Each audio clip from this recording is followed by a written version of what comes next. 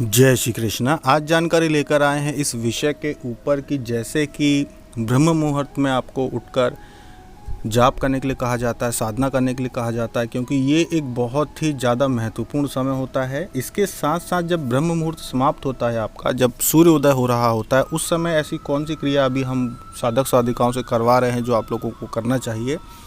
जब आप ये कहते हैं कि आपको आपके शरीर में बन रही जाप की ऊर्जा, तपस्या कर रहे हैं, साधना कर रहे हैं, उस दौरान जो ऊर्जा बनती है उसका आपको समझ में नहीं आता कि किस तरह से इसको नियंत्रण में लाएं, तो आपको क्या करना चाहिए, वही जानकारी लेके आए हैं कि जितने भी लोग साधक साधिकाएं सुबह जल्दी उठते हैं, सुबह ब्रह्म मुहूर्त में उठ जाते हैं, उनको सबसे बड़ा लाभ तो ये होता है कि उनको जो ब्रह्मांडी ऊर्जा होती है वो उनका शरीर ग्रहण करता है। चाहे आप घर के अंदर हों चाहे बाहर हो, इससे कोई फ़र्क नहीं पड़ता।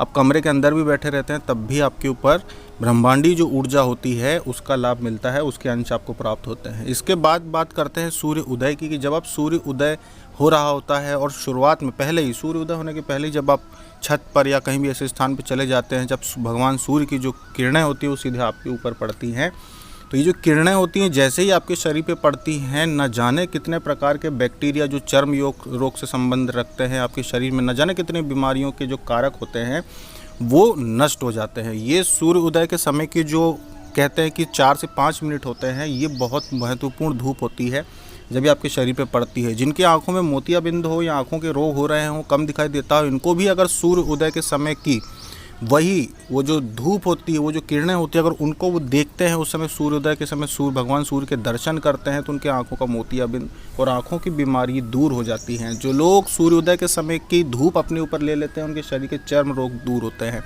और सबसे बड़ी क्रिया जो हम लोगों को आज सिखा रहे हैं कि भाई आप ज़्यादा कोई भी योग नहीं कर सकते हैं, ज़्यादा कोई आप एक्सरसाइज वगैरह नहीं भी करते हो, तो आप सिर्फ और सिर्फ सूर्य नमस्कार जो कि 12 बार किया जाता है, 12 स्टेप होती है और 12 बार इसको करना होता है। अगर प्रतिदिन कोई भी व्यक्ति, कोई भी साधक या साधिका 1 महीने तक अगर आप सूर्य नमस्कार करके देखेंगे, करना उसके बाद भी है लगातार, लेकिन आपको जो परिणाम की बात करें कि अगर 1 महीने आप करके देखेंगे तो आपकी जो उम्र है वो 20 साल कम दिखाई देने लगेगी। आपका शरीर जो है वो 20 साल कम उम्र का दिखाई देने लगेगा।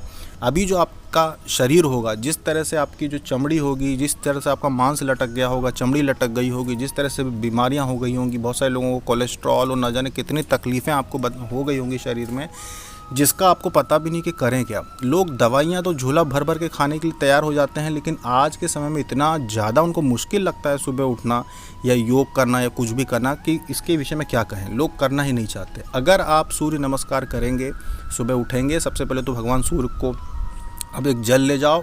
ज़रूरी नहीं है कि आप सुबह से नहाओ, आप जल लेके जाओ, उसमें एक लाल फूल डालो और उनको आप पहले तो जल चढ़ा दो। जल क्यों चढ़ाना है? भगवान अपने किसी देवी देवता के लिए नहीं चढ़ाना है, सिर्फ भगवान सूर्य को चढ़ाना है, प्रणाम करने के लिए जल चढ़ा दो। और उसके बाद आप वहीं पे सूर्य नमस्कार करो। प्रथम जो किरणें होती है वो जब आपके ऊपर पड़ेंगी तो इनका महत्व होता है। और अगर आप आध्यात्मिक दृष्टि से जल चढ़ाना चाहते हो कि आपके पितरों को तृप्ति प्राप्त हो, आपकी कुलदेवी कुलदेवताओं को तृप्ति प्राप्त हो और आपके पितरों को मोक्ष प्राप्त हो, अगर ये इच्छा है तो फिर स्नान करके भी आप जल्दी जाके और जल चढ़ा सकते हो। इसलिए आप में से जितने भी लोग अभी गुप्त नवरात्रि में साधना करेंगे या किसी भी प्रकार का भी जाप करेंगे, वो लोग साथ में ये प्रयोग भी करके देख सकते हैं कि आप सूर्य नमस्कार करके देखिए।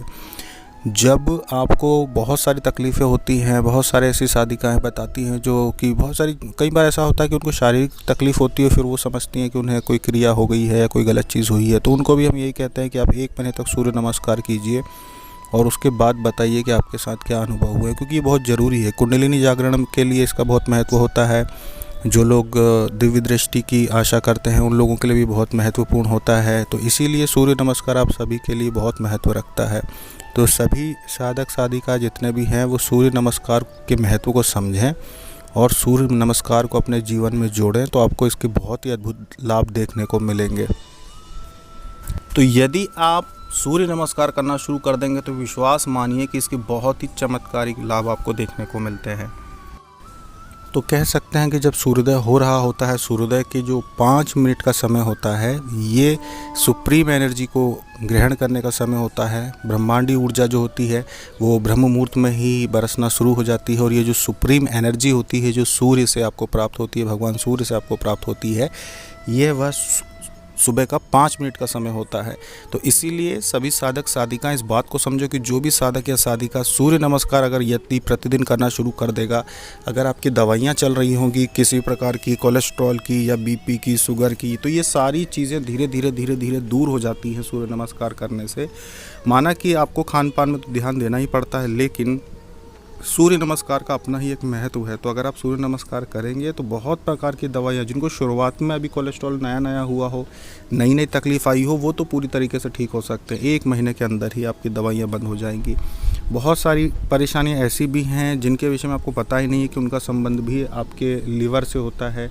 और लीवर जो होता है, सूर्य नमस्कार करने वाले जो लोग होते हैं उनके लीवर को सबसे ज़्यादा ऊर्जा मिलती है, क्योंकि लीवर का काम ही होता है शरीर के पौष्टिकता को बनाए रखना। बहुत सारी चीज़ें जो होती हैं जो वो डाइजेस्ट नहीं कर पाता है, बहुत ही उसके ऊपर कह सकते हैं कि दबाव पड़ता है बहुत सारी चीज़ों को पचाने के लिए। तो अगर आप सूर्य नमस्कार करते हैं तो आपके लीवर भी शक्तिशाली होता है और बहुत सारी तकलीफ़ें आपको नहीं होंगी। तो इस बात को समझिए कि पहले के समय के भी लोग जो थे वो सूर्य जब उदय हो रहा होता था तो उस समय तक तो अपने खेतों में पहुंच जाते थे, या जो भी कार्य कर रहे होते थे कहीं ना कहीं उनके ऊपर सूर्य की रोशनी पड़ती थी, जिससे उनको एक सकारात्मक ऊर्जा मिलती थी। तो सूर्य नमस्कार के महत्व को समझ लिए। जो लोग भी स्वस्थ रहना चाहते हैं, जो लोग भी चमत्कार देखना चाहते हैं कि किस तरह से उनके शरीर की जो उम्र है वो 20 साल कम दिखाई देगी, किस तरीके से जो है आप फिट रह सकते हैं, किस तरह से आप अपनी कुंडलिनी को नियंत्रण में ला सकते हैं, किस तरह से आप अपने शारीरिक ऊर्जा को, जाप की ऊर्जा को नियंत्रण में ला सकते हैं, किस तरह से आप दिव्य दृष्टि में भी आपके सहायक होती है। तो ये सारी चीज़ें करना है तो सूर्योदय के समय आपको सूर्य के, भगवान सूर्य के सामने खड़े हो रहना है और सूर्य नमस्कार आपको करना है। पहले 5 मिनट जो है, या तो उसी समय आप सूर्य नमस्कार शुरू कर दीजिए, या 5 मिनट आप भगवान सूर्य की रोशनी में खड़े होने के बाद सूर्य नमस्कार शुरू कर दीजिए।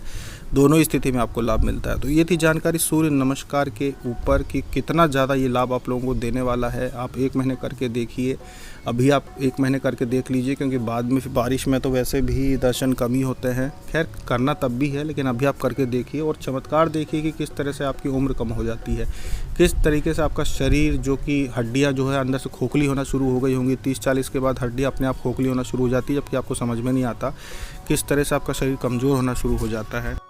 बहुत सारे लोगों के दांत सड़ना शुरू हो जाते हैं, कैविटी होना शुरू हो जाती है। तो आपको पता नहीं चलता कि आपका शरीर जो है वो ढलना शुरू हो चुका है, उसका पतन यानी कि क्षरण होना शुरू हो गया है, लोग समझ नहीं पाते। सूर्य नमस्कार जो व्यक्ति करेगा 60-70 साल की उम्र तक उसके शरीर का क्षरण शुरू नहीं होता, उसका शरीर जो रहता है स्वस्थ रहता है और शक्तिशाली रहता है। जय श्री कृष्ण।